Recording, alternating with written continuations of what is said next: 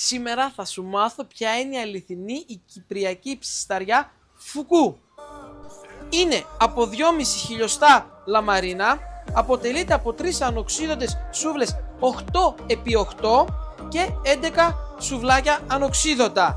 Έχεις τη δυνατότητα αυξομοίωσης του ύψους για τις σούβλες ανάλογα με τη φωτιά που έχεις, ώστε αν πέσουν τα κάρβουνα να μπορείς να χαμηλώσεις. Αν έχεις δυνατή φωτιά το σηκώνεις.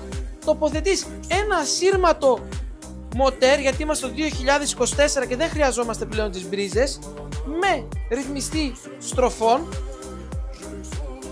Όσο θέλουμε ρυθμίζουμε την ταχύτητα. Και το καλύτερο αυτής της ψισταριάς έρχεται τώρα. Τοποθετείς μία ανοξίδωτη σχάρα, στην οποία πάλι μπορείς να ρυθμίσεις το ύψος. Αυτές είναι οι αληθινές, οι κυπριακές, οι ψισταριές. Κυπριακή ψισταριά για σας τους παλιούς και τους νέους.